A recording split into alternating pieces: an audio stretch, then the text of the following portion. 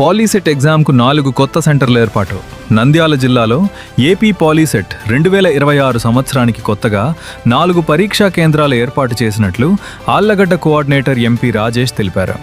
ఇప్పటి వరకు నంద్యాల, బేతంచెర్ల, శ్రీశైలం, బనగానపల్లెలో పరీక్షలు జరిగేవని చెప్పారు. ఈసారి ఆళ్లగడ్డ, డోన్, ఆత్మకూరు, నందికొట్కూరులో కేంద్రాలు కొత్తగా ఏర్పాటు చేశామని వెల్లడించారు. విద్యార్థులు ఏప్రిల్ 4వ తేదీలోపు దరఖాస్తు చేసుకోవాలని సూచించారు.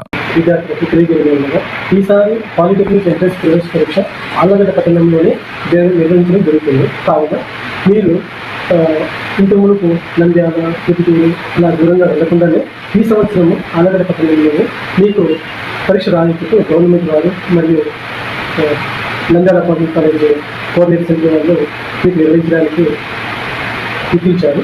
కావున ఈ నెల 3వ తారీఖు నుంచి ప్రారంభమైన ఆన్లైన్ అప్లికేషన్స్లో మీరు అప్లోడ్ చేసుకోవాలని చెప్పేసి నిర్ణయించడం జరుగుతుంది.